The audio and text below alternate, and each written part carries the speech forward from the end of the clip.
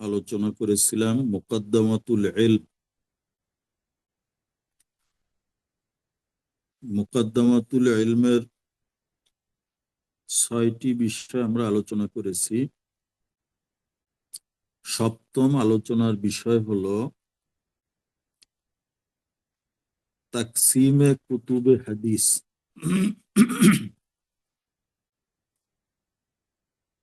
Taksim, হাদিসের কিতাবগুলোকে বিভিন্ন ভাগে ভাগ করা হয়েছে। এটা হলো তাকসিমে কুতুবে হাদিস। শাহ আব্দুল আজিজ মুহাদ্দিস দেহলভী রহমতুল্লাহ আলাইহি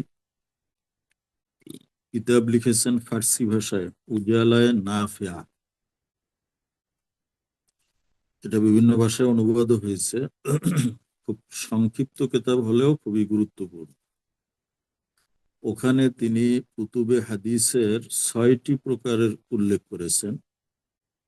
এক হলো জাওয়ামে, 2 মাসানিদ, 3 মাআজিম, 4 আজজা, 5 রসায়েল, 6 আরবাঈনাত। তিনি সুনান এখানে বলেন নাই, অর্থাৎ সুনানকে তিনি জাওয়ামের সাথে মিলিয়ে একটা নাম্বার দিয়েছেন। দেখো এখানে 6টার মধ্যে সুনান নাই, তো সুনানকে তিনি বাদ দেন নাই, সুনান জাওয়ামের সাথে মিলিয়ে উল্লেখ করেছেন। কিন্তু অন্যান্যরা সুনান এবং জাওয়ামেকে আলাদা আলাদা গণনা করেছেন। সুতরাং জুমহুরের নিকটে হাদিসের কিতাবের প্রকারভেদ মাশহুর 7 প্রকার।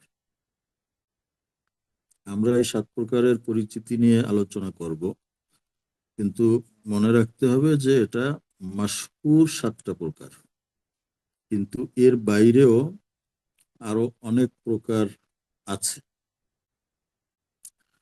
যেমন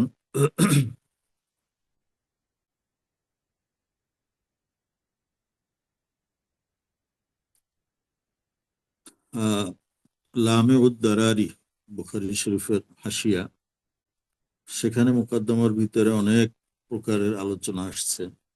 অনুরূপভাবে মুকদ্দমায় সহিহ বুখারী, এই কিতাবের মধ্যেও 38টা প্রকারের উল্লেখ করা হয়েছে। তো যাই হোক, সেগুলো সব আমরা আলোচনা করব না। মাশহুর যে প্রকারগুলো রয়েছে সে সম্পর্কে কিছু আলোচনা করব। 1 নাম্বার হলো জাওয়ামে। এটা জামে এর বহুবচন। জামে মানে একত্রকারী।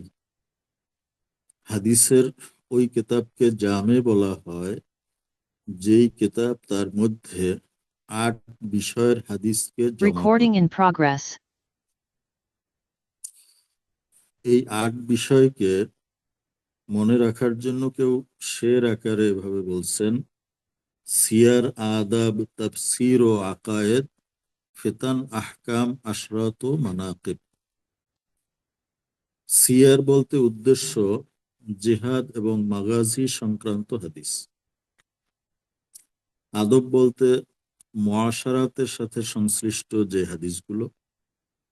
তাফসির বলতে কোরআনে কারীমের তাফসির সম্বলিত রিওয়ায়াত। আকায়েদ বলতে ঈমানিয়াতের যত বিষয় আছে এই সম্পর্কিত হাদিস। ফিতান বলতে ওই সমস্ত হাদিসকে বোঝানো হয় যার ভিতরে রসুল পাক সাল্লাল্লাহু আলাইহি ওয়াসাল্লামকে রসুল পাক সাল্লাল্লাহু আলাইহি ওয়াসাল্লাম তার উম্মতকে কিছু অগ্রিম ভবিষ্যৎবাণী করেছেন, বিভিন্ন ফিতনার পরিচয় দিয়েছেন এবং ভবিষ্যৎবাণী করেছেন। এই সম্বলিত যে হাদিসগুলো সেগুলো হলো ফিতান। আহকাম বলতে উদ্দেশ্য আহকামে ফিকহিয়া, অর্থাৎ ফিকার বিভিন্ন আহকাম সম্বলিত যে হাদিসগুলো। আশরাত বলতে কিয়ামতের আলামত সম্বলিত হাদিস। আর মানাকিব বলতে ফজিলত, বিশেষত সাহাবায়ে কেরামের ফজিলত সম্পর্কিত যে হাদিস। এই 8 শ্রেণীর, 8 প্রকারের, 8 বিষয়ের হাদিস যে কিতাবের মধ্যে রয়েছে সেই কিতাবকে জামে বলা হয়। সিয়াসেত্তার মধ্যে বুখারী শরীফ এবং সুনানে তিরমিজি এটা বিল ইত্তেফাক জামে, এই দুই কিতাবের ভিতরে এই ৮ প্রকারের হাদিস রয়েছে। ইখতিলাফ হয়েছে সহিহ মুসলিমের ব্যাপারে, যে সহিহ মুসলিম এটা জামে হবে কি হবে না। বাজ উলামা ইকরাম বলেছেন যে এটা জামে হবে না, কারণ তাফসির সম্বলিত রেওয়ায়েত এখানে কম আছে। অর্থাৎ আল কালিলু কাল মাদুম, কম থাকা মানে না থাকার মতো। সেই হিসাবে যেহেতু তাফসির সম্বলিত হাদিস একেবারে না থাকার মতোই, এজন্য এটা জামে হবে না।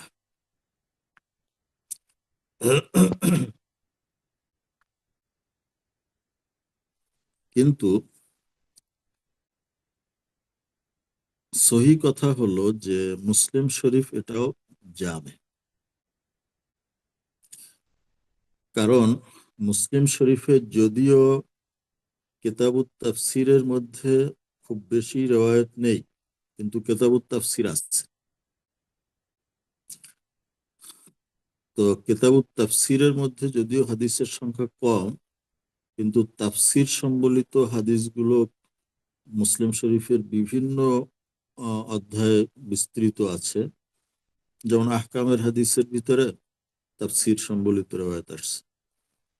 তো এই জন্য পুরো কিতাবের এতেবারে মুসলিম শরীফের মধ্যে তাফসিরের হাদিস এটা খুব কম না, যদিও কিতাবুত তাফসিরের অধীনে তাফসির সম্বলিত রেওয়ায়েত কম। বাহরহাল মুসলিম শরীফকে জামে বলা এটাই হলো সহি কথা। প্রশ্ন, যে মুসলিম শরীফের ভিতরে তাফসির সম্বলিত হাদিসের সংখ্যা কম কেন? এটা বুঝতে হলে আমাদের ইমাম মুসলিম রহমতুল্লাহ আলাইহির আদত সম্পর্কে আমাদেরকে জানতে হবে। যে ইমাম মুসলিমের আদত হলো যখন কোনো বিষয়ের একটি রেওয়ায়েত তিনি উল্লেখ করেন, তো ওখানেই তিনি ওই হাদিসের যত আতরাফ আছে সবগুলো ওখানে উল্লেখ করে দেন। দ্বিতীয়বার যাতে এই বিষয়ের কোনো হাদিস এই কিতাবের মধ্যে না আনার দরকার হয়। তো একটা হাদিস উল্লেখ করে তার যাবতীয় আতরাফকে এক জায়গায় তিনি জমা করে দিয়েছেন, দ্বিতীয়বার এটা আর তাকরার করেন না। মানে হাত্তাল এমকান তিনি পরহেজ করেছেন। তো এই কায়দা অনুযায়ী তিনি কিতাব লিখেছেন। অতএব যখন কিতাবুত তাফসির তিনি লিখতেছেন, তো এর আগে তাফসির সম্বলিত বহু রেওয়ায়েত তার কিতাবের মধ্যে উল্লেখ হয়ে গেছে, যেটাকে তিনি ইয়াদা করতে চান নাই। এজন্য কিতাবুত তাফসিরে তার হাদিসের সংখ্যা কমে গেছে। অর্থাৎ যে হাদিসগুলো কিতাবুত তাফসিরে আসতে পারত, সেগুলো তিনি কিতাবুত তাফসিরের আগে বিভিন্ন অধ্যায়ে নিয়ে এসেছেন। তো এটা আর তাকরার করেন নাই, এজন্য কিতাবুত তাফসিরে হাদিসের সংখ্যা কমে গেছে। দ্বিতীয়, ইমাম মুসলিম রহমতুল্লাহ আলাই সাহাবা এবং তাবেঈনদের আছার এটা তিনি উল্লেখ করেননি। কিন্তু অন্যান্য মুহাদ্দিসরা কিতাবুত তাফসিরে আসারে সাহাবা, আসারে তাবেঈন এটা বেশি উল্লেখ করেছে। এমনকি তারা আহলে লুগাতের কওল, কোরআন শরীফের আয়াতের শাব্দিক বিশ্লেষণ করতে গিয়ে সেগুলোকেও তারা হাদিসের কিতাবে কিতাবুত তাফসিরের অধীনে নিয়ে এসেছেন। যেমন ইমাম বুখারী রাহমাতুল্লাহ আলাইহির আদত, কিতাব যদি আমরা পড়ি বুখারী শরীফ কিতাবুত তাফসির, তো আমরা দেখতে পাবো যে ইমাম বুখারী রাহমাতুল্লাহ আলাইহির আদত হলো যে তিনি হাদিসের তাকরার করেছেন। অর্থাৎ সনদ ও মতনের মধ্যে সামান্য তাবদিল সহকারে তিনি এক হাদিস বারবার নিয়ে এসেছেন। যে কারণে যেই হাদিসগুলো তার পূর্বে উল্লেখ করা হয়েছে কিন্তু তার সাথে তাফসিরের সংশ্লিষ্টতা রয়েছে, সেগুলোকে আবার তিনি কিতাবুত তাফসিরে নিয়ে এসেছেন। যে কারণে কিতাবুত তাফসিরে তার হাদিসের সংখ্যা অনেক বেশি হয়েছে। সাথে সাথে তিনি সাহাবা এবং তাবেঈনদের আসার, এমনকি আহলে লুগাতের যে কওল, সেটাও তুলে ধরেছে। এজন্য বুখারী শরীফের কিতাবুত তাফসির খুব সমৃদ্ধ হয়েছে, অনেক বড় হয়েছে। অনুরূপভাবে ইমাম তিরমিজি রহমতুল্লাহ আলাই কিতাবুত তাফসিরের ভিতরে আহ, তিনি কিছু হাদিসের তাকরার করেছেন। যদিও ইমাম তিরমিজি হাদিসের তাকরার খুব কম করেছেন, কিন্তু কিতাবুত তাফসিরে কিছু তাকরার হয়েছে। এই জন্য তিরমিজির কিতাবুত তাফসিরও এটা বড় হয়েছে। কিন্তু ইমাম মুসলিম রহমতুল্লাহ আলাই যেহেতু এরকম করেন না, এই জন্য ওনার কিতাবুত তাফসিরটা ছোট হয়েছে। তবে তাফসিরি রওয়ায়াত সহিহ মুসলিমের মধ্যে একেবারে কম না। এজন্য কাশফুজ জুনুনের মুসান্নেফ মুসলিম শরীফকে জামের উল্লেখ করেন। অনুরূপভাবে সাহেবে কামুস আল্লামা মজদুদ্দিন ফিরোজাবাদী তিনিও মুসলিম শরীফকে জামের অন্তর্গত বলেছেন। তিনি এক জায়গায় লিখেছেন, খতামতু বিহামদিল্লাহি জামিআ মুসলিম, আলহামদুলিল্লাহ আমি মুসলিম শরীফ জামে মুসলিম খতম করেছি। তাহলে কমপক্ষে দুইজনের নাম আমরা বলতে পারি যারা মুসলিম শরীফকে জামে বলেছেন। এক হলো কাশফুজ জুনুনের মুসান্নেফ, আর এক হলো কামুসের মুসান্নেফ মজদুদ্দিন ফিরোজাবাদী। এগুলো জামের সম্পর্কে কথা। দুই, সুনান। সুনান বলা হয় হাদিসের ওই কিতাবকে যেই কিতাবের মধ্যে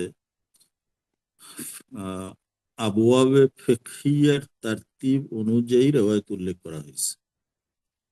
অর্থাৎ ফিকার কিতাবে যেরকম প্রথমে তাহারাত, তারপরে সালাত, এরকম যে তারতিব আছে, ঠিক তেমনি ভাবে আহ হাদিসের কিতাবেও যদি আবওয়াবে ফিকহিয়ার তারতিবে হাদিস উল্লেখ করা হয়, সেই কিতাবকে বলা হয় সুনান। সিয়াসতের ভিতরে সুনান রয়েছে চারটি: আবু দাউদ, নাসাই, ইবনে মাজা, তিরমিজি। তো তিরমিজি একই সাথে জামে এবং সুনান। এটা হতে পারে যে একই কিতাব, সে একাধিক তাকসিম তার মধ্যে পাওয়া গেছে, অতএব সে একাধিক নাম গ্রহণ করতে পারবে। যেমন মুসলিম শরীফ, তিরমিজি শরীফকে আমরা একই সাথে জামেও বলতে পারবো, আবার এটাকে সুনান তো বলাই যাবে।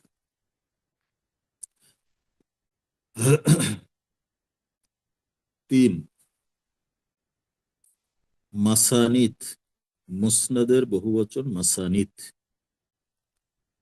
মাসানিদ হাদিসের ওই কিতাবকে বলা হয় যেখানে সাহাবীর তারতিব অনুযায়ী রেওয়ায়ত উল্লেখ করা হয়।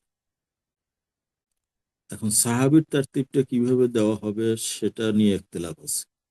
অর্থাৎ গুঞ্জায়েশ আছে যে এই তারতিবটা যার যে সুবিধা মতো তারা দিবেন, মুসান্নিফ যেভাবে ভালো মনে করে।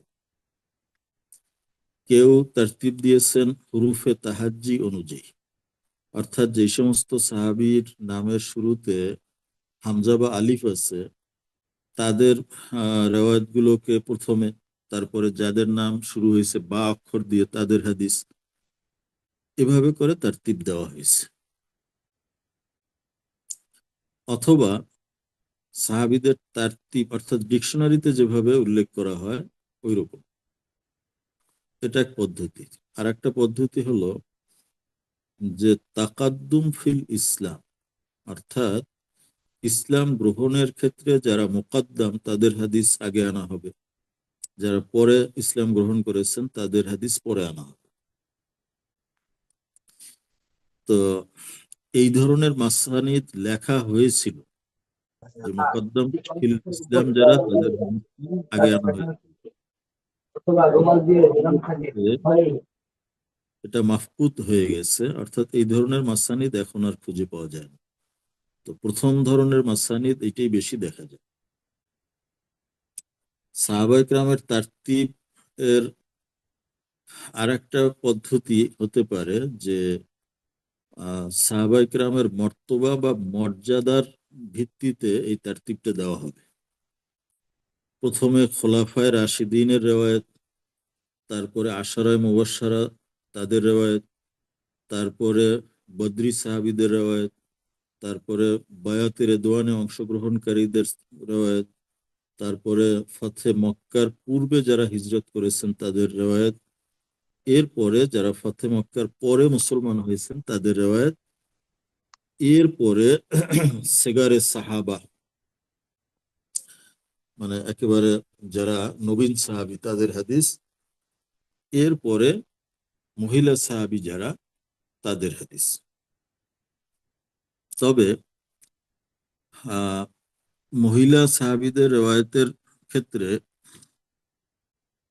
আজওয়াজে মুতাহারাতের হাদিসকে মুকদ্দম করা হবে। রাসূল পাক সাল্লাল্লাহু আলাইহি ওয়াসাল্লামের কন্যা যারা তাদের হাদিসও মুকদ্দম করার কথা, কিন্তু নবীজির কন্যাদের মধ্যে হযরত জায়নাব, রুকাইয়া, উম্মে কুলসুম তাদের থেকে একটিও হাদিস বর্ণিত হয়নি। তো নবীজির কন্যা তাদের থেকে হাদিস বর্ণিত হয় নাই কেন? হয় নাই এই জন্য যে নবীজির হিনে হায়াতে তারা ইন্তেকাল করেছে। আর নবীজির ইন্তেকালের আগে এভাবে হাদিস রিওয়ায়াতের ধারা এটা তো শুরুই হয়নি। আর ফাতেমাতুজ জাহরা রাদিয়াল্লাহু তাআলা আনহা থেকে কয়েকটি হাদিস রয়েছে, কিন্তু সেটি সংখ্যায় খুবই কম, কারণ ওনার ইন্তেকাল হয়েছে নবীজির ইন্তেকালের মাত্র 6 মাস পরে। তো এর মধ্যে এইভাবে হাদিসের রেওয়ায়তের প্রচলনটা শুরু হয় নাই। দ্বিতীয়ত এই 6 মাস কাল তিনি অসুস্থ ছিলেন এবং ঘরের মধ্যেই ছিলেন, যে কারণে ওনার থেকে রেওয়ায়াত কম আসছে। বাকি উম্মাহাতুল মুমিনিনদের থেকে অনেক হাদিস এসেছে। তো মহিলাদের হাদিসের ক্ষেত্রে উম্মাহাতুল মুমিনের হাদিসকে প্রথমে আনা হবে, এরপরে বাকিদের। যদি তারতিব গোত্র অনুযায়ী দেওয়া হয়, যে গোত্রের মধ্যে যাদের মর্যাদা বেশি তাদের বর্ণিত হাদিস আগে, সেক্ষেত্রে বনু হাশেম যারা তাদের রেওয়ায়ত আগে উল্লেখ করা হবে। বিশেষত হযরত আলী রাদিয়াল্লাহু তাআলা আনহু, এরপরে হাসান হুসাইন রাদিয়াল্লাহু তাআলা আনহুমা, হযরত আব্বাস, হযরত আব্দুল্লাহ ইবনে আব্বাস, এরা সকলে বনি হাশেম ছিলেন, ওনাদের হাদিস আগে আসবে। এরপরে যারা বনু হাশেমের কাছাকাছি, অর্থাৎ বংশতালিকার দিক থেকে বনু হাশেমের নিকটবর্তী যারা, তাদের রেওয়ায়ত আসবে। তো এই সূরাতে হযরত ওসমান রাদিয়াল্লাহু তাআলা আনহুর রেওয়ায়ত আবু বকর সিদ্দিক এবং ওমর রাদিয়াল্লাহু তাআলা আনহুর আগে চলে আসবে। কারণ ওসমান রাদিয়াল্লাহু তাআলা আনহু তিনি ছিলেন বনি উমাইয়া গোত্রের, আর আবু বকর এবং ওমর রাদিয়াল্লাহু তাআলা আনহু ওনরা দূরবর্তী গোত্রের ছিলেন। সেই দিক থেকে ওসমান রাদিয়াল্লাহু তাআলা আনহুর হাদিস আবু বকর এবং ওমর ওনাদের আগে আসার কথা। মাসানিদ তারতিব বিভিন্ন ভাবে হতে পারে, তো এক একজন এক এক ভাবে কিতাব লিখেছেন। অনেক মুহাদ্দিস এই মাসানিদের কিতাব লিখেছেন, তার মধ্যে সবচেয়ে মাশহুর হয়েছে ইমাম আহমদ ইবনে হাম্বলের লিখিত মুসনাদ। এমনকি যদি কখনো কিতাবের মধ্যে মুতলাক মুসনাদ বলা হয়, কাজাফিল মুসনাদ, তাহলে আমরা ধরে নেব এটা মুসনাদে আহমদ। আর একটা হলো যে কখনো হাদিসের কিতাবকে মুসনাদ এই অর্থে বলা হয় যে তার ভিতরে সনদ সহ মারফু হাদিস উল্লেখ করা হয়েছে। এজন্য দেখো বুখারী শরীফের নামের মধ্যে একটা অংশ আছে আল মুসনাদুস সহিহু। এখানে মুসনাদ অর্থ এই না যে সাহাবীদের তারতিবে বুখারী শরীফে হাদিস আনা হয়েছে। এখানে মুসনাদ মানে হলো জু ইসনাদ, অর্থাৎ এখানে মুত্তাসিল সনদে মারফু হাদিস উল্লেখ করা হয়েছে। অনুরূপভাবে সুনানে দারিমিকে মুসনাদুদ দারিমিও বলা হয়, এটাও এই অর্থে। ওখানে হাদিস তো আনা হয়েছে সুনান হিসেবে, অর্থাৎ ফিকার তারতিবে। তাহলে মুসনাদ কেন বলে? মুসনাদ এই জন্য বলে যে এখানে হাদিসগুলো সব সনদ সহ এবং মারফু হাদিস। তো এই দ্বিতীয় ইস্তেলা বা পরিভাষাটা বেশি মাশহুর না। মাশহুর হলো প্রথম ইস্তেলা, অর্থাৎ যেই কিতাবের ভিতরে সাহাবীদের ক্রম অনুযায়ী হাদিসকে তারতিব দেওয়া হয়েছে। 4, 4 নম্বর হলো মাআজিম। শাহ আব্দুল আজিজ মুহাদ্দিস দেহলভী উজালায়ে নাফিয়ার ভিতরে বলেছেন যে যেই কেতাবের তাসনিফ মাশায়েখের তারতিব অনুযায়ী সাজানো হয়েছে তাকে মাআজিম বলা হয়। অর্থাৎ মাসানিদের তারতিবটা হয়েছে সাহাবীর তারতিব অনুযায়ী। অর্থাৎ সাহাবী হলেন সর্বশেষ রাবী, এরপরেই নবীজি। আর মাআজিম হলো উল্টা, অর্থাৎ মুসান্নেফের যে ওস্তাদ আছেন সেই ওস্তাদদের তারতিব অনুযায়ী। এখন ওস্তাদদের তারতিবটা দেওয়া কি হবে কিভাবে? যেমনি ভাবে সাহাবীদের তারতিব দেওয়ার ক্ষেত্রে বিভিন্ন পদ্ধতি আছে, ওস্তাদদের তারতিবের ক্ষেত্রেও বিভিন্ন পদ্ধতি আছে। কখনো তাকাদ্দুম ফিল ওয়াফায়াত, যারা আগে ইন্তেকাল করেছেন তাদেরকে প্রথমে আনা হয়েছে, আর যারা পরে ইন্তেকাল করেছেন তাদের হাদিস পরে নিয়ে আসা হয়েছে। আবার কখনো তারতিব দেওয়া হয়েছে ইলম ও ফজলের এতেবারে, যিনি বড় শায়েখ বড় আলেম তার হাদিস প্রথমে আনা হয়েছে। অথবা এখানেও ওই আগের মতন, অর্থাৎ হুরুফে তাহাজ্জির তারতিব অনুযায়ী, অক্ষর অনুযায়ী তারতিব দেওয়া হয়েছে। বিভিন্নভাবে মাআজিম লেখা হয়েছে।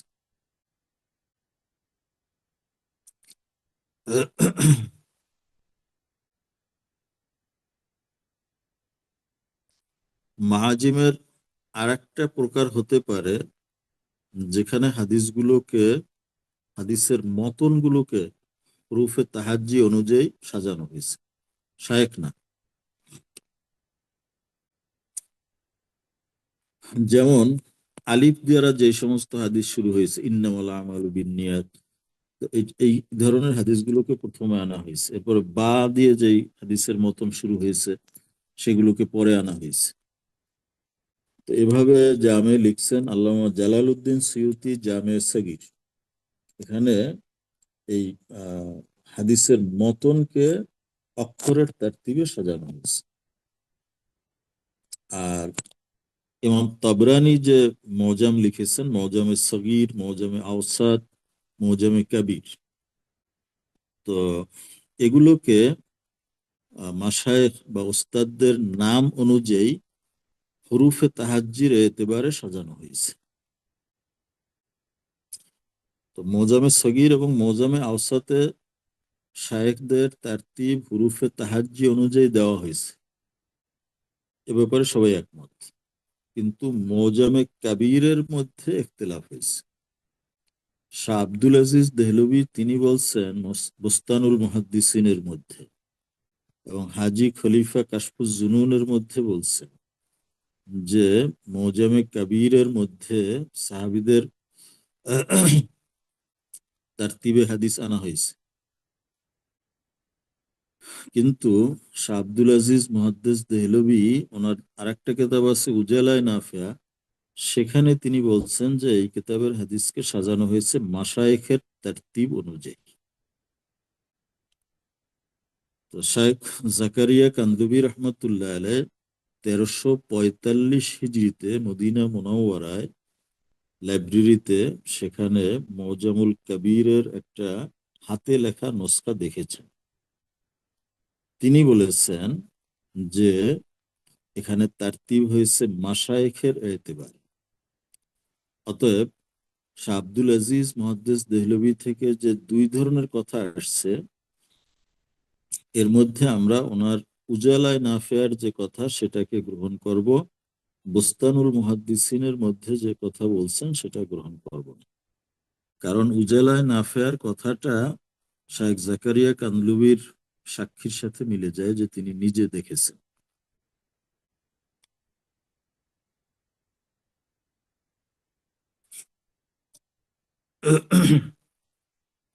এই হলো মৌজাম।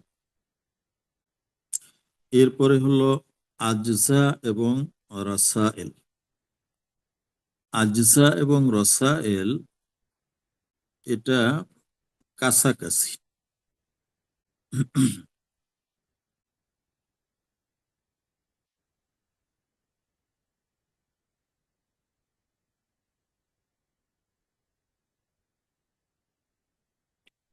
আব্দুল আজিজ বলেন যে আজসা এবং রসায়েলের মধ্যে পার্থক্য আছে। পার্থক্য হলো এই যে আজসা ওই কিতাবকে বলা হয় যেই কিতাবের ভিতরে একজন শায়েখের সমস্ত রেওয়ায়াতগুলোকে জমা করা হয়েছে।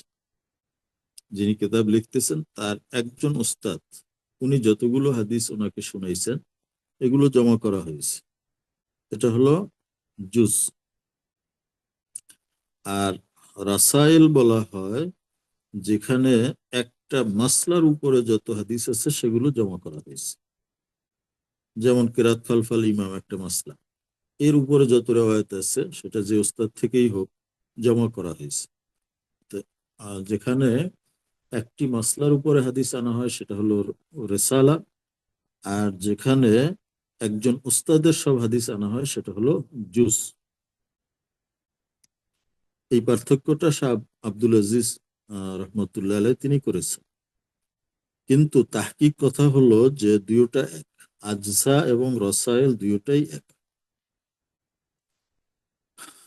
অর্থাৎ মোতাকাদ্দিমিন মুহাদ্দিস যারা, তারা আজসা বলতেন, জুজ বলতেন, আর মোতাখিরিন সেটাকে রিসালা বা রাসায়েল বলে থাকেন। জিনিস একই।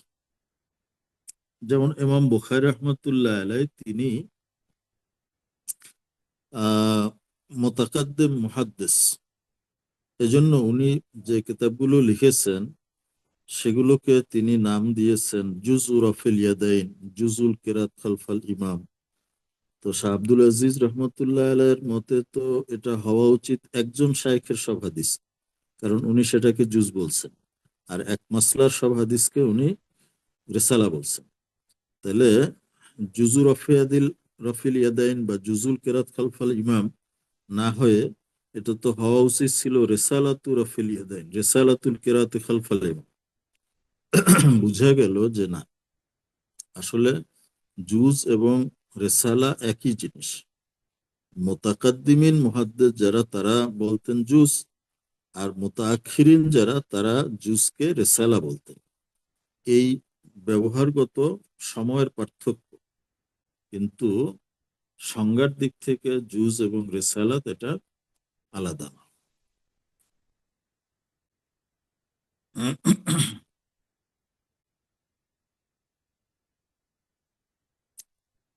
তাহলে এখানে দুইটা প্রকার গেল, 5, 6, জুজ এবং রেসালা।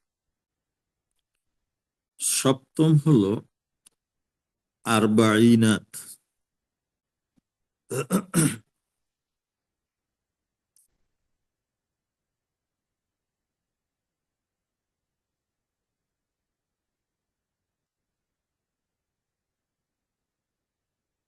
আরবাঈনাত বলা হয়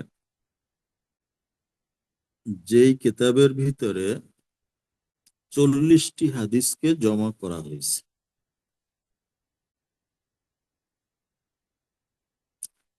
এরকম 40 হাদিসের কিতাব লেখার কারণ হলো যে এক হাদিসে রাসূল পাক সাল্লাল্লাহু আলাইহি ওয়াসাল্লাম 40 হাদিসের ফজিলত বর্ণনা করেছেন। নবীজি বলেন, মান হাফিজা আলা উম্মতি আরবাঈনা হাদিসান ফি আমরি দীনিহা বাআসাহুল্লাহু ফাকিহান ওয়া কুনতু লাহু ইয়াওমাল কিয়ামাতি শাফিআন ওয়া শাহীদা। ইমাম বাইহাকী শুআবুল ঈমানে হাদিস নিয়ে এসেছেন, যে ব্যক্তি আমার উম্মতের জন্য তাদের দ্বীনি বিষয় সম্বলিত 40টি হাদিস মুখস্থ করবে, আল্লাহ কিয়ামতের দিন তাকে একজন ফকিহ হিসেবে উঠাবেন এবং আমি তাকে কিয়ামতের দিনে সুপারিশ করব, তার পক্ষে সাক্ষী দেব। তো যদিও এই হাদিসটিকে অনেকে জয়ীফ বলেছেন, এবং আহমদ ইবনে হাম্বল বলেছেন হাজা মাতানুন মাশহুর ফিমা বাইনান নাস ওয়া লাইসা লাহু ইসনাদুন সহিহ। এই মতনটা যদিও মানুষের মধ্যে খুব মাশহুর আছে, কিন্তু এটার কোনো সহিহ সনদ নেই। হাফেজ ইবনে হাজার আসকালানী রহমতুল্লাহ আলাইহি বলেন যে এই হাদিসটি 13 জন সাহাবী থেকে বর্ণিত আছে, কিন্তু প্রত্যেকটা হাদিসের সনদের ভিতরে ইল্লাতে কাদেহা আছে। এজন্য ইমাম নববী রহমতুল্লাহ আলাইহি বলেছেন, ওয়াত্তাফাকাল হুফাজু আলা আন্নাহু হাদিসুন যায়ীফ ওয়া ইন কাসুরাত তুরুকুহু। যদিও এর অনেকগুলো সনদ আছে, কিন্তু হাদিসটি যঈফ হওয়ার ব্যাপারে সবাই একমত।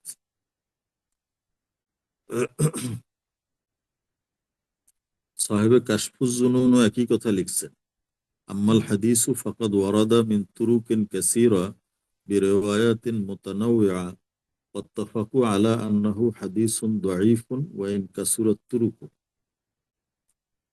তবে জালালউদ্দিন সিউতি রহমতুল্লাহ আলাই আল জামিউস সগীরের মধ্যে ইবনুন নাজ্জারের সনদে আবু সাইদ খুদরি থেকে উল্লেখ করেছেন এই হাদিসটি, এবং সেখানে তিনি আলামত লাগিয়েছেন সহির, অর্থাৎ হাদিসটিকে ইমাম জালালউদ্দিন সিউতি সহি বলেছেন। তো এর থেকে আমরা যেটা বুঝি সেটা হলো যে যদিও হাদিসটি আলাদা আলাদা সনদে বিবেচনা করলে জয়ীফ, কিন্তু কাসরাতে তুরুকের কারণে এটা মর্যাদা অনেক উপরে উঠে গেছে, এবং বিশেষত ফাজাইলের ক্ষেত্রে তো জয়ীফ হাদিসের এতেবার করা হয়। এই জন্য মুতাকাদ্দিমিন এবং মুতাআখিরিনদের সকলেই এই হাদিসের উপরে আমল করেছে।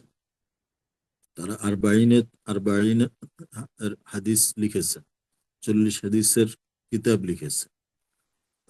তবে আরবাইনাত বা 40 হাদিসের কিতাবের মধ্যে সবচেয়ে প্রথম যিনি কিতাব লিখেছেন তিনি হলেন আব্দুল্লাহ ইবনুল মুবারক।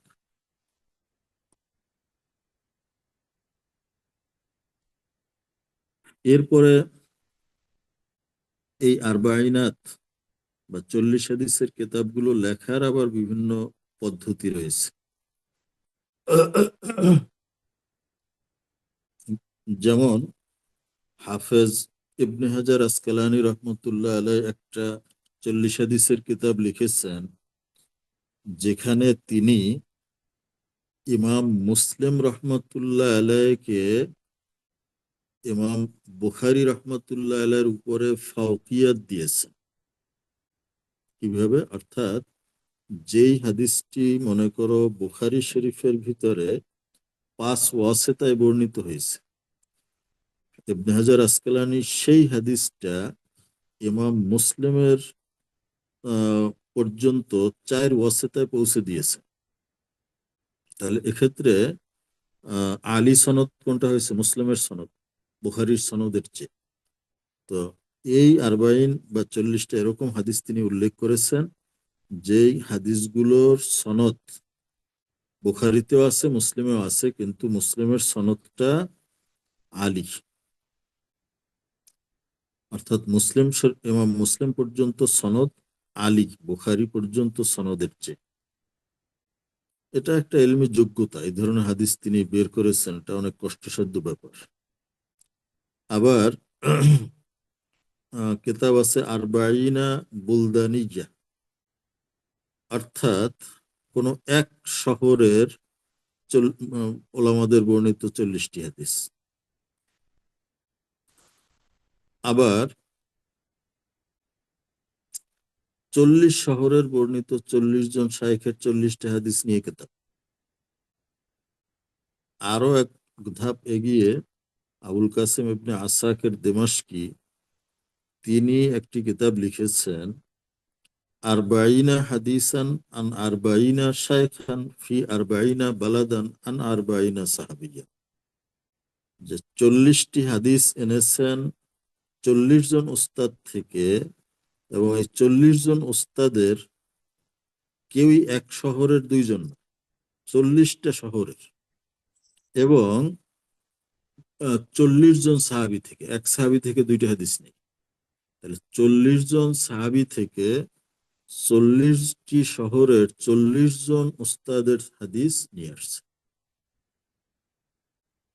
তো সচরাচর এক বিষয়ের 40টা হাদিস দিয়ে এই 40 হাদিসের কিতাব লেখা হয়। যেমন আমরা বাচ্চাদেরকে 40 হাদিস মুখস্থ করাই, এখানে মূলত জাওয়ামিউল কালিম বা সংক্ষিপ্ত হাদিস যেগুলো, সেগুলোকে আহ গ্রহণ করা হয়েছে বাচ্চাদের মুখস্থ করার জন্য, সহজ। এটাও হতে পারে। এই গেল আহ হাদিসের কিতাবের মাশহুর প্রকারগুলো। এর বাইরে হাদিসের কিতাবের অনেক প্রকার রয়েছে, যে বলছি এগুলো বিস্তারিত অন্যান্য কিতাবের মধ্যে আলোচনা করা হয়েছে। আমি কিছু নাম বলে দিচ্ছি। এই মুকদ্দমাতুল সহিহ বুখারী, নোমান কাসিমির লেখা, এখানে তিনি 38টা প্রকারের পরিচয় দিয়েছে। যেমন কুতুবুস সিহাহ, কুতুবুল জাওয়ামে, কুতুবুস সুনান, কুতুবুল মাসানিদ, কুতুবু গরিবিল হাদিস, কুতুবু আসবাবি উরুদিল হাদিস, কুতুবুত তাখরিজ, কুতুবুল মাউদুআত, কুতুবু শুরুহিল হাদিস, কুতুবুল মাসাহিফ, কুতুবুল আতরাফ, কুতুবুল আজজা, কিতাবুল ফাহারিস, কুতুবুল ইলাল, কুতুবুল আহাদিসিল মুশতাহিরা, কুতুবুল মুস্তাখরাজ, কুতুবুত তাজরিদ, কুতুবু মুশকালিল হাদিস, কুতুবুল আজকার, কুতুবুল আমালি, কুতুবুল জাওয়ায়েদ, কুতুবুল মুসালসালাত, কুতুবুল জামঈ, কুতুবুল মাআজিম, কুতুবুল মাশিখাত, কুতুবুল আরবাঈনাত, কুতুবুল ওয়াহদান, কুতুবুল মুস্তাদরাক, কুতুবুত তারাজিম, কুতুবুস সুলাসিয়াত, কুতুবুন নাসিখ ওয়াল মানসুখ, কুতুবুল মুখতাসার, কুতুবুত তারতিব, কুতুবুত তারগিব ওয়াত তারহিব, কুতুবুল মুআত্তাআত, কুতুবুল মুসান্নাফাত, কুতুবুল আহকাম, কুতুবুল আফরাদ ওয়াল গারায়েব।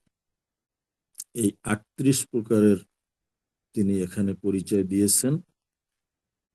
তো এর বাইরেও আরো প্রকার রয়েছে, মোটামুটি 50-এর উপরে এই প্রকার হবে, যে হাদিসের কিতাবের প্রকার। তো এখানে আমরা এই 7 প্রকার মাশহুরের বাইরে আর এক প্রকার নিয়ে একটু কথা বলবো, সেটা হলো মুস্তাদরাকাত। কারণ এটা আমাদের খুবই জরুরি।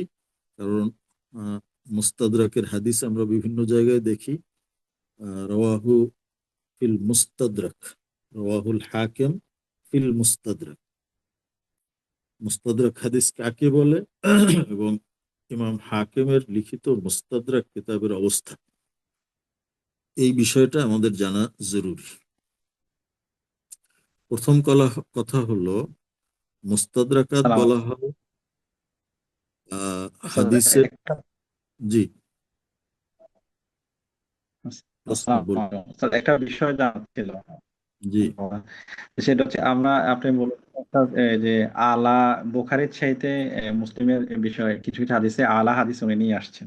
মানে হুম, আলা দৃষ্টিকোণ কোনটা, ওই যে সোলাসিয়াত রুবাইয়াতের দৃষ্টিকোণ থেকে, এই দৃষ্টিকোণ থেকে, নাকি জি। মানে অন্য কি এভাবে আলা যদি একটু। না, হাদিসের সনদের ওয়াসিতা কম হওয়ার দিক থেকে, অর্থাৎ সনদটা আলী, জি, অর্থাৎ মুসান্নেফ তার থেকে, তার ওস্তাদ, তার ওস্তাদ থেকে ইমাম বুখারী পর্যন্ত পৌঁছছেন 5 সনদে, আর ইমাম মুসলিম পর্যন্ত পৌঁছছেন 4 সনদে, এরকম।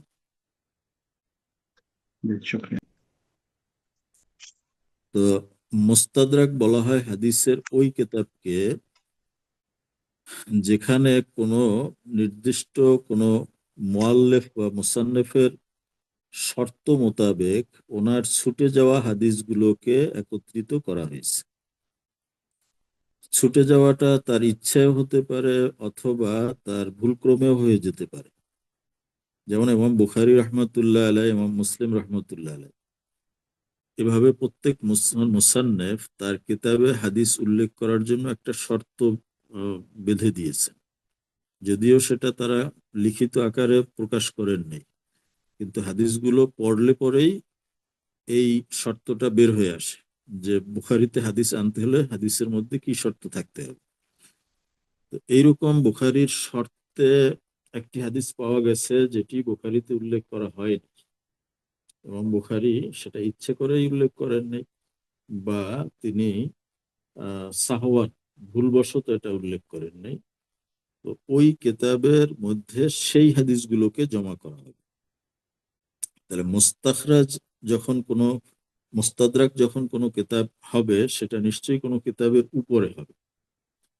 কেউ ইস্তেদরাক করেছেন শুধু বুখারীর উপরে, অর্থাৎ বুখারীর শর্তে আছে কিন্তু বুখারীতে নেই, এই ধরনের হাদিসকে নিয়ে আসছেন। আবার কেউ আহ ইস্তেদরাক করেছেন আলা শাইখাইন, অর্থাৎ বুখারী এবং মুসলিম উভয়ের, অর্থাৎ উভয় কিতাবের শর্ত মোতাবেক হাদিস পাওয়া গেছে কিন্তু বুখারীতেও নাই মুসলিমেও নাই, এই হাদিসকে তিনি জমা করেছেন।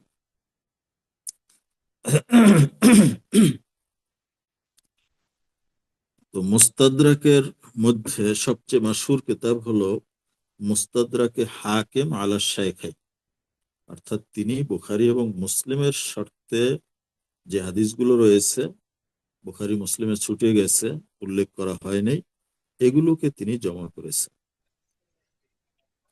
আবু আব্দুল্লাহ মুহাম্মদ ইবনে আব্দুল্লাহ আর নিশাপুরি, ওনার নাম হলো হাকিম, লকব ছিল হাকিম। উনি 405 হিজরিতে ইন্তেকাল করেছেন। তো ওনার কিতাবকে বলা হয় মুস্তাদরাকে হাকিম। এটা বিভিন্ন লাইব্রেরি থেকে ছাপাও হয়েছে।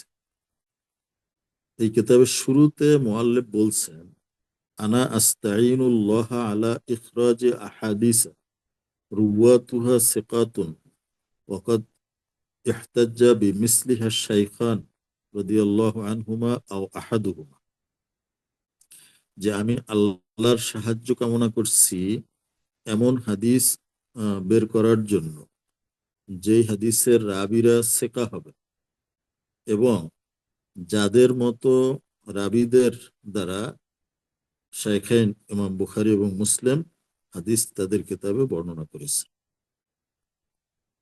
এখানে একটু কথা লক্ষণীয়, উনি এটা বলেন নাই যে আমি এখানে এমন হাদিস নিয়ে আসব যেই রাবিদের থেকে ইমাম বুখারী বা ইমাম মুসলিম তাদের কিতাবে হাদিস নিয়ে এসেছেন, বরং বলছেন যে আমি এমন রাবির থেকে হাদিস নিয়ে আসব যাদের মতো রাবিদের থেকে ইমাম বুখারী মুসলিম হাদিস নিয়েছেন। অতএব হতে পারে এমন একজন রাবী তার থেকে বুখারীতেও হাদিস নেই, মুসলিমেও হাদিস নেই, কিন্তু মুস্তাদরাকে হাদিস আছে।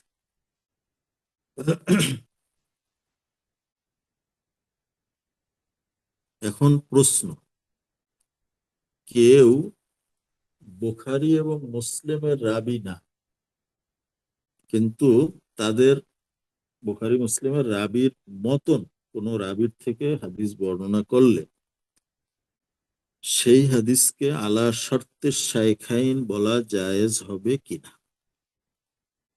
কথাটা বুঝতে পারছেন? যে একটা হাদিস নিয়ে আসা হয়েছে এমন রাবীর দ্বারা যেই রাবীর থেকে কোনো হাদিস বুখারীতেও নাই মুসলিমেও নেই, কিন্তু ওই রাবীর মান বা তার সেকা হওয়ার দিক থেকে তিনি বুখারী বা মুসলিমের রাবীর সমতুল্য। তো এইরকম আহ মিসাল বা সমতুল্য যদি কোনো রাবীর থেকে হাদিস বলা হয়, বর্ণনা করা হয়, সেক্ষেত্রে আলা শর্তের শাইখাইন বলা জায়েজ হবে কিনা।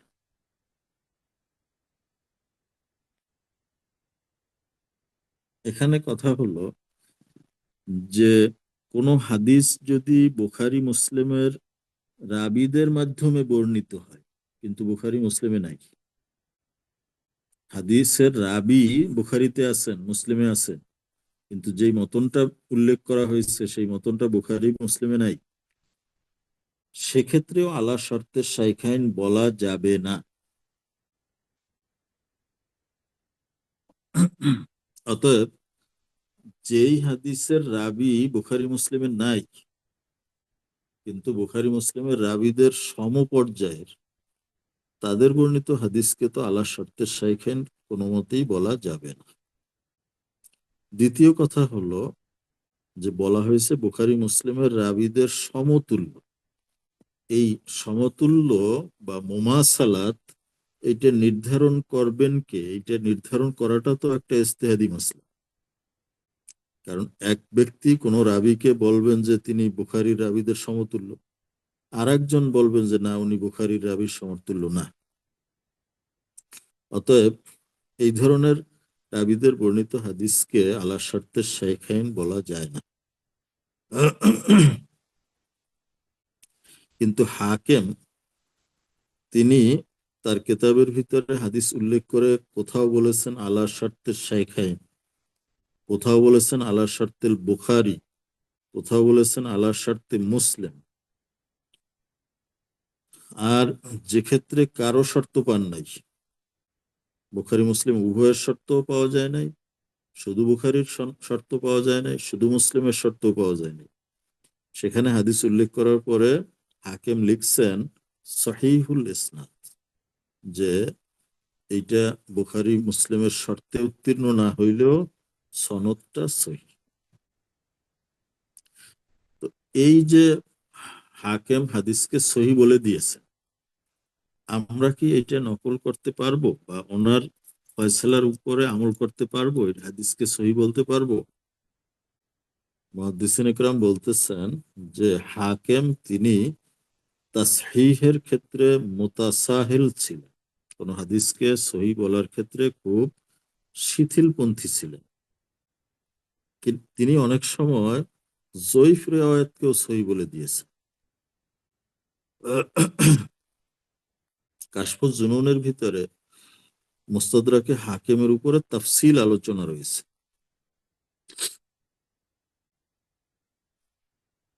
কাশফুজ জুনুনের মধ্যে উল্লেখ রয়েছে ক্বাল আল বালকিনি ওয়া ফীহি দাঈফুন ওয়া মাওদুউন আইযান, যে মুস্তাদরাকে হাকিমের ভিতরে জয়ীফ হাদিস তো আছেই, এমনকি মাউজু হাদিসও আছে।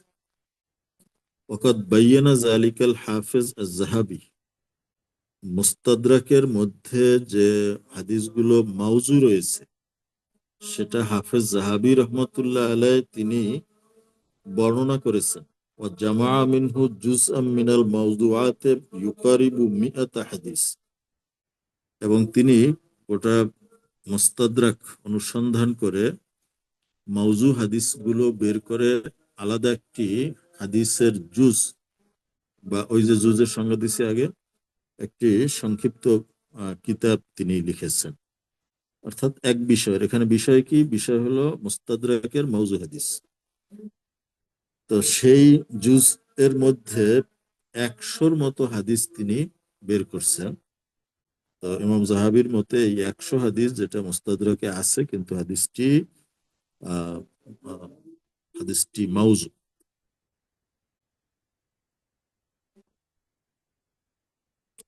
এর চেয়েও মারাত্মক কথা হলো,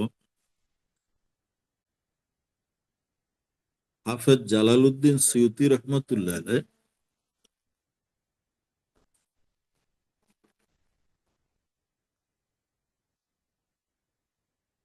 তিনি তাদরিবুর রাবির ভিতরে আবু সাদ আহমদ ইবনু মুহাম্মদ মালিনী রহমতুল্লাহ আলাইহির একটি কওল উল্লেখ করেছেন। মালিনী তিনি 412 হিজরিতে ইন্তেকাল করেছেন। মালিনী বলতেছেন যে আমি মুস্তাদরাকে হাকিম শুরু থেকে শেষ পর্যন্ত মোতালা করেছি। আমি এই পুরা কিতাবের মধ্যে আলা শর্তে শাইখাইন, অর্থাৎ বুখারী মুসলিমের শর্তে উত্তীর্ণ একটি হাদিস পাই নেই। তবে ওনার এই মন্তব্যটা একটু বেশি বাড়াবাড়ি হয়ে গেছে, যে গোটা মুস্তাদরাকের ভিতরে একটাও হাদিস আলা শর্তে শাইখাইন নাই, এটা অতিরিক্ত। বরং আল্লামা জাহাবি, যিনি মুস্তাদরাকের মাউজু হাদিসগুলো বের করে আলাদা কিতাব লিখেছেন, তিনি পর্যন্ত বলছেন যে হাজা ইসরাফুন ওয়া গুলুবুন মিনাল মালিনী, ইমাম মালিনীর পক্ষ থেকে এটা একটু বাড়াবাড়ি হয়ে গেছে। মুস্তাদরাকে হাকিমের একটি বড় অংশ তার হাদিসগুলো আলা শর্তে শেখায়,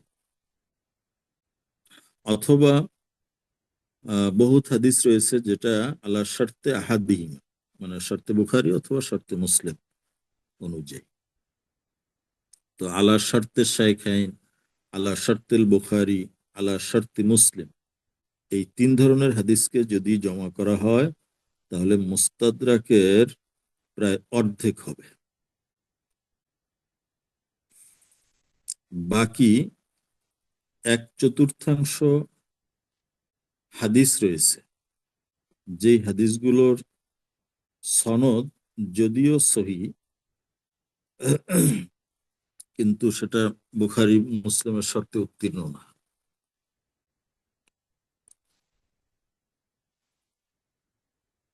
আর কিতাবের এক চতুর্থাংশ রয়েছে যেখানে মুনকার এবং গয়রে মুতাবার রেওয়ায়েত রয়েছে, যার মধ্যে একটা অংশ তো একেবারে মাউজু রয়েছে। অতএব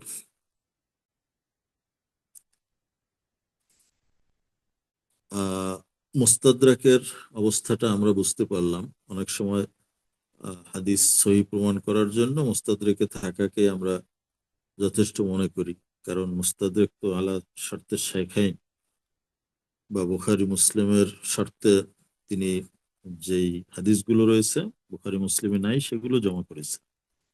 কিন্তু আসলে পুরো কিতাবকে নির্দ্বিধায় সহি বলা যাবে না, এবং যেটাকে উনি আলা শর্তে শাইখাইন বলছেন সেটাকেও শর্তে শাইখাইন বলা মুশকিল, যেটাকে সহি বলছেন সেটাকে সহি বলা মুশকিল। উনি তো বলতে চাচ্ছেন তার কিতাবের সব হাদিসই সহি, কিন্তু বাস্তবে এটা না।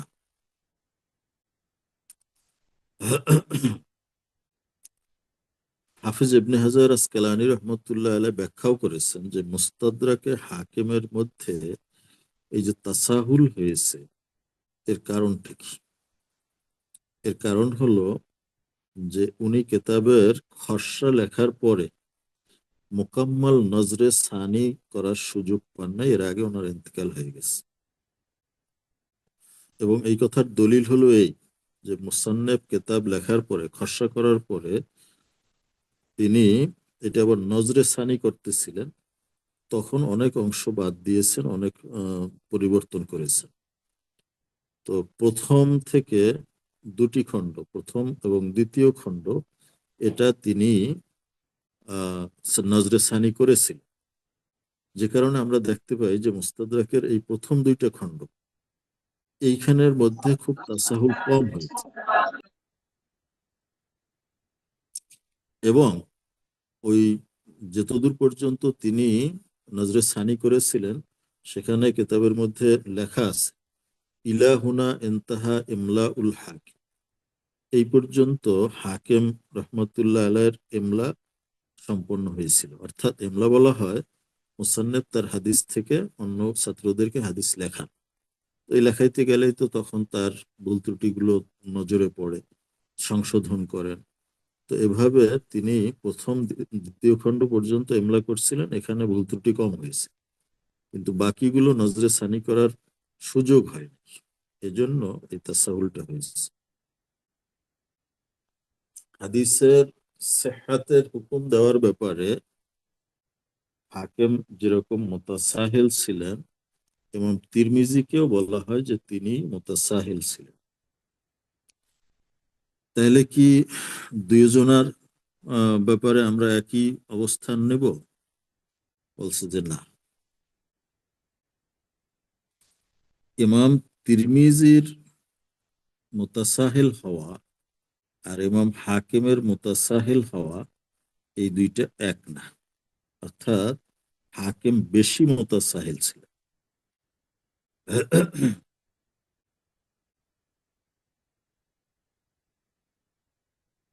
নসবুর রায়ের মধ্যে উল্লেখ করা হয়েছে, ইন্না তাসহিহাহু দুনা তাসহিহি তিরমিজি ওয়াদ দারিকুতনি বাল তাসহিহুহু কা তাহসিন তিরমিজি ওয়া আহইয়ানান ইয়াকুনু দুনা ওয়া আম্মা ইবনু খুজাইমা ওয়া ইবনু হিব্বান ফাতাসহিহুহুমা আরজাহু মিন তাসহিহিল হাকিম। ইমাম হাকিম যেই হাদিসকে সহি বলেছেন সেটা ইমাম তিরমিজি যেই হাদিসকে সহি বলেছেন তার চেয়ে দরজায় বা স্তরের নিচে, এবং দারিকুতনি যেটাকে সহি বলেছেন সেটার থেকেও নিচে ইমাম হাকিমের তাসহিহ। বরং কখনো কখনো এরকম হয়েছে যে ইমাম হাকিম যেটাকে সহি বলেছেন ইমাম তিরমিজি সেটাকে হাসান বলেছে। আবার কখনো এরকমও হয়েছে যে ইমাম আহ, হাকিম যেটাকে সহি বলছেন ইমাম তিরমিজি সেটাকে সহি তো বলেনই নাই, হাসানও বলেন নাই, তার চেয়েও নিচে রেখেছে। অতএব দুইজনের তাসাহুল একরকম। তবে ইবনে খুজাইমা এবং ইবনে হিব্বান তারা যদি কোনো হাদিসকে সহি বলে থাকেন সেটা হাকিমের তাসহিহের উপরে তার স্থান। তো ওটা মোটামুটি আমরা এটাই বুঝতে পারলাম যে ইবনে খুজাইমা হোক, ইবনে হিব্বান হোক এবং তিরমিজি হোক, ওনাদের তাসহিহের চেয়ে হাকিমের তাসহিহটা স্তরের দিক থেকে অনেক নিচে।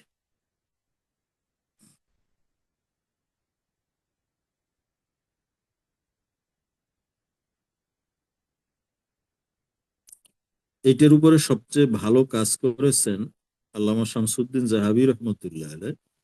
748 হিজরিতে ওনার ইন্তেকাল। তিনি মুস্তাদরাকে হাকিমের একটা তালখিস করেছেন, যেখানে তিনি তাহকিক তানকিহের পরে ফয়সালাগুলো উল্লেখ করেছেন যে কোন জায়গায় ইমাম হাকিমের তাসহিহটা ঠিক আছে, যে ইমাম হাকিম সহি বলছেন এবং হাদিসটা আসলেও সহি। আবার কোন জায়গায় তিনি তাসাহুল করেছেন, অর্থাৎ তিনি সহি বলছেন কিন্তু হাদিসটা সহি না, হাকিম সেটা বলে দিয়েছে।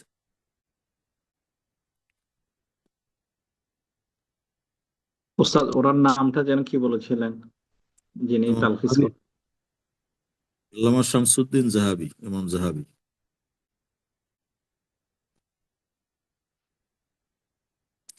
এই জন্য ওলামায়ে কেরামের সিদ্ধান্ত হলো যে যতক্ষণ পর্যন্ত আল্লামা জাহাবি মুস্তাদরাকের কোনো হাদিসকে সহি বলে স্বীকৃতি দেন, অথবা ইমাম জাহাবি না অন্য কোনো মুহাক্কিক মুহাদ্দিস তিনি তার তাইদে কোনো রেওয়ায়েত আহ, উল্লেখ করেন,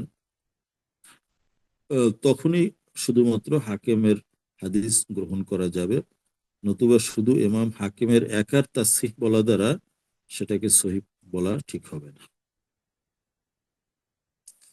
তো মুস্তাদরাকে হাকিমের উপরে আমরা লম্বা আলোচনা এই জন্য করলাম যে অনেক সময় এটা হয় যে একটা হাদিস কেউ দলিল হিসেবে নিয়ে আসে এবং তাকে সহি দাবি করে, দলিল হিসেবে মুস্তাদরাকে হাকিমে থাকাটাই যথেষ্ট হিসেবে মনে করে দেয় যে আমি হাদিস নিয়ে আসছি, হাদিস সহি, প্রমাণ হলো এটা মুস্তাদরাকে হাকিমে আছে। আর হাকিম তো হাদিসের সবগুলোকেই সহি বলে গেছে। এমনকি তার ভিতর তো মওযু হাদিসও আছে। এই জন্য আহ মুস্তাদরাকে হাকিমের হাদিস পাইলেই হবে না, সেটাকে আবার আমাদেরও তাহকিক করতে হবে। মিশকাত শরীফ, মিশকাত শরীফের মধ্যে ইমাম বগবী যে হাদিসগুলো নিয়ে এসেছেন, এটা যখন আহ মাসাবিহ মাসাবিহুস সুন্নাহ থেকে এটা যখন মিশকাতুল মাসাবি হয়েছে, আল্লামা ওয়ালিউদ্দিন তিবরিজি তিনি যখন এটা করেছেন, তিনি হাদিসগুলোকে 3টে ফসলে ভাগ করেছেন। প্রথম ফসলে বুখারী মুসলিমের হাদিস মুত্তাফাক আলাই হোক অথবা শুধু বুখারীতে থাকুক বা শুধু মুসলিমে থাকুক, এই ধরনের হাদিস নিয়ে এসেছে। দ্বিতীয় অধ্যায়ে তিনি বুখারী মুসলিম বাদে সিয়াসেত্তার যে হাদিসগুলো আছে সে হাদিসগুলোকে নিয়ে আসছে। আর তৃতীয় ফসলে তিনি সিয়াসেত্তার বাইরে হাদিসের যে কিতাবগুলো আছে সেইগুলো থেকে হাদিস নিয়ে এসেছে। তো মূলত এই মিশকাত শরীফের তৃতীয় অধ্যায়টা ফসলে সালেসটা, এটাও এক ধরনের তাখরিজ। কারণ মূল কিতাব মাসাবিহের মধ্যে ফসলে আউয়াল এবং ফসলে সানি ছিল। ফসলে সালেসটা বাড়ানো হয়েছে কি, অর্থাৎ আগের যে হাদিসগুলো আছে প্রথম ফসলে বা দ্বিতীয় ফসলে, সেই সিয়াসেত্তার হাদিসের মধ্যে নাই, কিন্তু তার সমপর্যায়ের, মানে আলা শর্তে শাইখাইন বা আলা শর্তে বুখারী বা আলা শর্তে মুসলিম অথবা আলা শর্তে তিরমিজি, এই ধরনের হাদিসগুলো তৃতীয় বাবের মধ্যে আনা হয়েছে। তো তৃতীয় বাবের কোনো হাদিস দ্বিতীয় এবং প্রথম বাবের মধ্যে নাই। অতএব এটা এক ধরনের ইস্তেখরাজ হয়েছে বগবীর মাসাবিহুস সুন্নাহর উপর। মিশকাতের ফসলে সালেসটা এটা মাসাবিহুস সুন্নাহর উপরে ইস্তেদরাক হয়েছে, কিন্তু আমরা এটাকে মুস্তাদরাক হিসেবে ওইভাবে বলি না, উস্তাদ, যেহেতু যদি আবার কিতাবগুলো অধ্যায়গুলা প্রথম ফসলে বলেছেন বুখারী আর মুসলিম, আর দ্বিতীয় ফসলে যদি এদিক দিয়ে একটু বুঝি নাই। দ্বিতীয় ফসলে বাকি সিয়াসেত্তার যে কিতাবগুলো রয়েছে সেই হাদিসগুলো আনা হয়েছে। যে আর তৃতীয় তৃতীয় ফসলে গিয়ে সিয়াসেত্তার বাইরে যে হাদিসগুলো রয়েছে সেইগুলো নিয়ে আসা হয়েছে। তাহলে এই তৃতীয় ফসলে যে হাদিসগুলো আনা হয়েছে সেগুলো যেমন ইবনে মাজায় নেই, তিরমিজিতে নেই, কিন্তু তিরমিজির শর্তে উত্তীর্ণ এবং তিরমিজি আনেন নাই। বুখারীর শর্তে উত্তীর্ণ, বুখারী আনেন নাই। এই ধরনের হাদিসগুলো তৃতীয় ফসলে আনা হয়েছে। এই জন্য ওলামা ইকরাম বলে থাকেন যে মুসলিম মিশকাত শরীফের ফসলে সালেসটা এটা মূলত মাসাবিহিস সুন্নাহর উপরে ইস্তেদরাক। এটাকে মুস্তাদরাক আলা মাসাবিহিস সুন্নাহ লিল বগাবী, এটা আমরা বলতে পারি।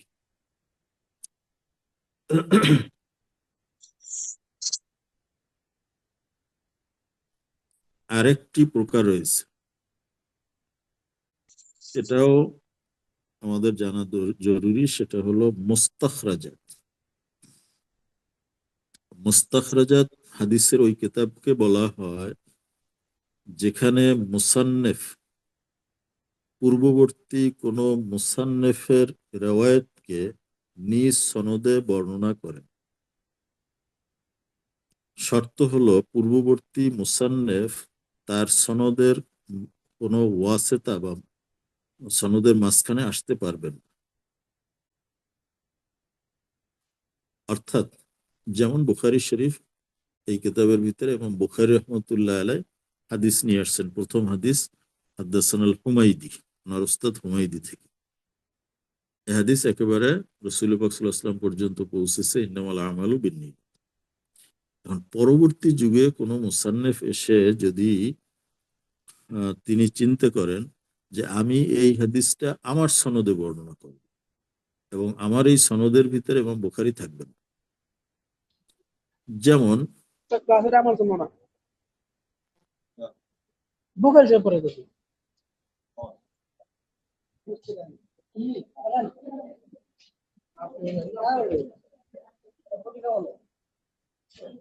মাইক গুলো সব একসাথে বন্ধ করে দেওয়া যায় না?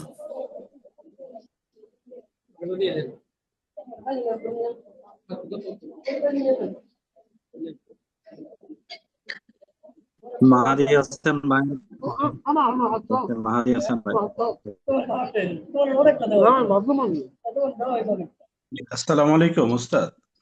জি, জি উস্তাদ, ওই মিশকাতুল মাসাবিহ যে বিষয়টা, এটা প্রথম ফসলটা এটা বুখারী মানে মুত্তাফাকুন আলাইহি, মানে বুখারী এবং মুসলিম শরীফের হাদিস থেকে আনা হয়েছে। বাকি যে দ্বিতীয় অধ্যায়টা, দ্বিতীয় ফসল, এটা সিয়াসতের বাকি আলহামদুলিল্লাহ, মানে আর 4টে কিতাব থেকে আনা হয়েছে, তাই না? আলহামদুলিল্লাহ। আর মাহাদি ভাই মেহরবানি করে মিউট করলে ভালো হয় ভাই, সবারই সমস্যা হচ্ছে। আর হুজুর, ওই যে 3 নাম্বার যে ফসলটা মেশকাতের, এটার বিষয়টা মানে বুখারী মুসলিম বা সিয়াসাত্তার কিতাবের আহ সমপর্যায়ের বা মানে ওই ধরনের যে হাদিসগুলা, এটাকে যেখানে এই বিষয়টা মানে তৃতীয় পর্যায়ে যে বিষয়টা, এটা মানে একটু যদি অনুগ্রহ করে আবার একটু যদি মানে বলতেন আর কি, তৃতীয় পর্যায়ে যে হাদিসটা। হ্যাঁ, এখানে ওই হাদিসগুলোকে আনা হয়েছে যেটা সিয়াসেত্তার মধ্যে নাই, জি কিন্তু ওই হাদিসটা হয়তো কারো শর্তে উত্তীর্ণ। যেমন মুস্তাদরাকে হাকিম একটা হাদিস নিয়ে আসছে, সেই হাদিসটা তো বুখারী মুসলিমে নাই, কিন্তু জি বুখারী মুসলিমের রাবীদের শর্তে উত্তীর্ণ। জি এইটাকে সাহাবে মুসনাদ তৃতীয় ফসলে নিয়ে আসছে। তৃতীয় ফসলে নিয়ে আসছে। জি জি, ঠিক এরকম আছে। শুধু বুখারী মুসলিম না, হয়তো এবং তিরমিজির বাকি শর্তে কিতাব, তিরমিজি, জি কিন্তু ঠিক তিরমিজিতে আছে। নাই। সালামু আলাইকুম। জি ওয়ালাইকুম মানে আসসালাম। ওস্তাদ বলা যায় জানার যে আলাদা বিষয় ছিল, সিহা সেটা সিত্তা মানে হচ্ছে সিহা মেশকাতের তৃতীয় ফসলের হাদিসগুলো অনেক সময় যে একজন প্রশ্ন বাকি করতেন। কিতাবগুলো পাওয়া যায়, এগুলো রাওয়াহুর রাজিন বা বাইহাকি, এগুলো আহ অনেকগুলোতে মৌজু পাওয়া যায়। এখন সেটা এইগুলো তো যদি সেটা তো বলছি যে হাকিম তিনি তো দাবি করছেন ওনার মুস্তাদরাকে সব হাদিস বুখারী মুসলিমের শর্তে উত্তীর্ণ বা বুখারী মুসলিমের রাবীদের সমপর্যায়ের রাবীদের দ্বারা বর্ণিত। সেই হিসেবে তো তার কিতাবের সব হাদিসই সহিহ হওয়ার কথা, কিন্তু উনি যেহেতু মুতাসাহিল ছিলেন, এজন্য আমরা সেগুলোকে সব সহিহ বলতে পারবো না।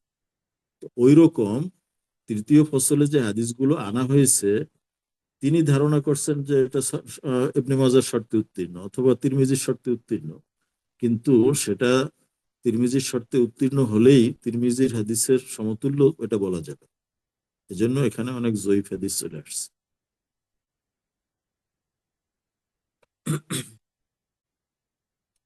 হয়েছে? জি ঠিক। বলতে চাচ্ছিলাম, এটা কি তার মানে এটাকে আমরা খাস ভাবে ধরতে পারি মানে আলা শর্তে সিহা সিত্তা মানে সিহা সিত্তা তো বুখারী মুসলিম ছাড়া অথবা বুখারী মুসলিম সহ মানে ওনাদের শর্তে যে সমস্ত ওনারা বুখারী মুসলিমের মধ্যে বা সিহা সিত্তার অন্যান্য কিতাবে নিয়ে আসেন না, কিন্তু অন্যান্য ইমামদের এই সিহা সিত্তার ইমামদের শর্তে উত্তীর্ণ, এরকম বিষয়কে ফসলুস সালেহ। হ্যাঁ, হ্যাঁ, এইরকম। আর এটা কি সিহাসিত্তার বাহিরে অন্য কোনো কিতাব তো আছে কি? এটা কি সংযুক্ত কিনা, নাকি শুধু সিহাসিত্তার ইমামদের আলা শর্তে সিহাসিত্তা? এটা সিয়াসেত্তার যারা মুসান্নেফ রয়েছেন ওনাদের কারো শর্তে উত্তীর্ণ, যেমন জি দারিমি শুকরান। শরীফ অথবা অন্য কোনো কিতাবে আছে, কিন্তু ওইটা বুখারী মানে সিয়াসেত্তার কোনো কিতাবের মধ্যে হাদিসটা নাই, কিন্তু সিয়াসেত্তার কিতাবের রাবীদের দ্বারাই বর্ণিত হয়েছে এরকম। জি উস্তাদ, ঠিক আছে। জি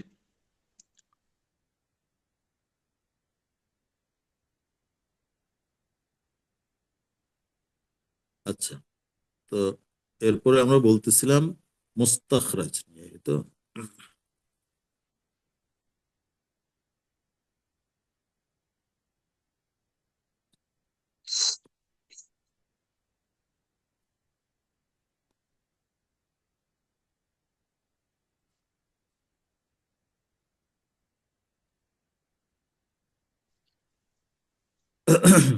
আচ্ছা, এই প্রশ্নটা আমি স্ক্রিনশট দিয়ে দেব, যেখানে লিখছে मिशकात शरीफ जो अल्लामा बगवी की मसाबी पर तखरीज है उसकी तेसरी फसल मुस्तदरक है। এখানে রেফারেন্স দেওয়া হয়েছে মুকদ্দমায় শাইখুল হাদিস মাওলানা জাকারিয়া সাহেব, তাকরিরে বুখারী শরীফ, প্রথম খণ্ড 47 পৃষ্ঠা। আমি এগুলো রেফারেন্স দিয়ে দেবো। তো আমরা মুস্তাখরাজ নিয়ে কথা বলছিলাম, তাই তো? একটু সংযোজন করতে চাচ্ছিলাম। মিশকাত শরীফে কিছু কিছু ক্ষেত্রে কি ফসল কি বৃদ্ধি করা হয়েছে, বা তিনের অধিক বৃদ্ধি করা হয়েছে, এরকমটা নাকি? তিনের অধিক ফসল আছে, একটা কিতাব লেখছেন এক লোক, যে মিশকাত শরীফের একটা বাব আছে, এই বাবের অধীনে হাদিসটা ফসলে আউয়ালেও নাই, সানিতেও নাই, সালেসেও নাই, কিন্তু এটা এই এই বাবের মধ্যে আসতে পারে। এই ধরনের হাদিসগুলো নিয়ে একটা ফসলে রাবে, এটা একটা কিতাব একজন লিখছেন। তার মানে হচ্ছে কিছু কিছু ক্ষেত্রে কি মানে একটা যে চতুর্থ ফসলে বৃদ্ধি করা হয়েছে এরকম আছে তাহলে? হ্যাঁ, আছে। জি। সেক্ষেত্রে হচ্ছে ওই যেগুলোর সাথে এই বিষয়ের সাথে মিল আছে, বা লেখকের কাছে যেগুলা বিশুদ্ধ মনে হয়েছে ওইগুলো নিয়ে আসছেন, বা আরো দুর্বল দয়ীফ হাদিস বা হাসান হাদিসও নিয়ে আসছেন, এরকম কি বিষয়টা?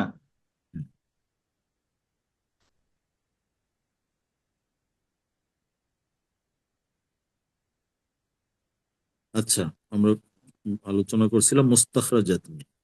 এই বিষয়ের উপরে আজকে আলোচনা শেষ করব, অর্থাৎ তাকসিমে কুতুবে হাদিস।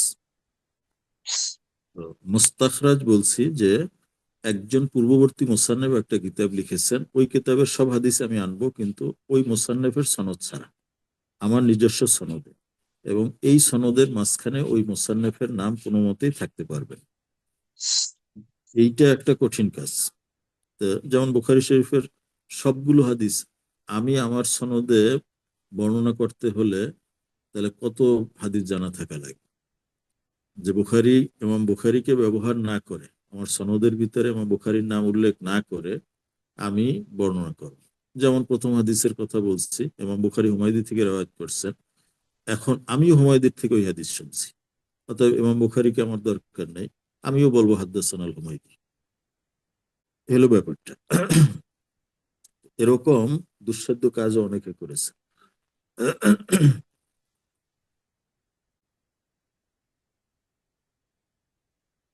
এখন কথা হলো যে এত কষ্ট করে মুস্তাখরাজ বের করার ফায়দাটা কি?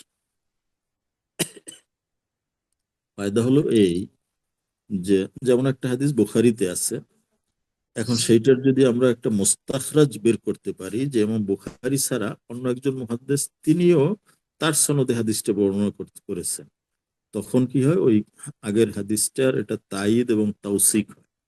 এটাই হলো ফায়দা। তো ইস্তেখরাজের ক্ষেত্রে মতন পুরোপুরি মিল থাকা, মুওয়াফাকাত, এটা জরুরি না, রিওয়ায়াত বিল মানাও হতে পারে। যেমন হাদিস আসছে লা তুকবালু সালাতুম বিগাইরি তুহু, এটা ইমাম তিরমিজি নিয়ে আসছে। এখন এটার উপরে কেউ ইস্তেখরাজ করতে গিয়ে এই হাদিসটাকে ভিন্ন সনদে নিয়ে আসছেন, সেখানে মতন আসছে লা তুকবালু সালাতুন ইল্লা বিতুহু, গয়রের পরিবর্তে ইল্লা আসছে। এরকম মতনের ভিতরে শাব্দিক কিছু হেরফের হতে পারবে, তাতে সমস্যা নেই। মুস্তাখরাজের বহু কেতাব লেখা হয়েছে পূর্ববর্তী বিভিন্ন কেতাবের উপরে, যেমন মুস্তাখরাজ আলা সুনানে আবি দাউদ, মুহাম্মদ ইবনু আব্দুল মালিক লিখেছেন। মুস্তাখরাজ আলা জামে তিরমিজি, আবু আলী তুসি লিখেছেন।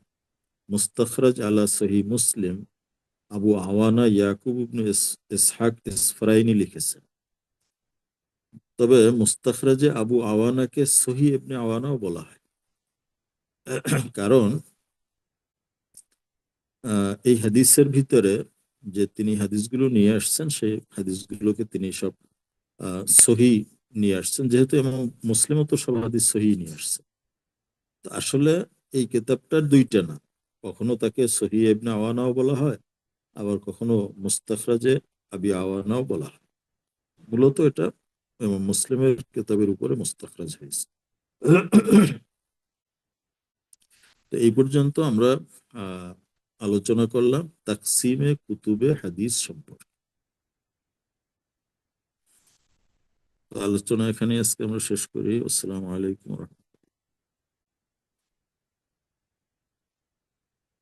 ওয়ালাইকুম ওয়ালাইকুম আসসালাম। আসসালাম। আসসালামু আলাইকুম।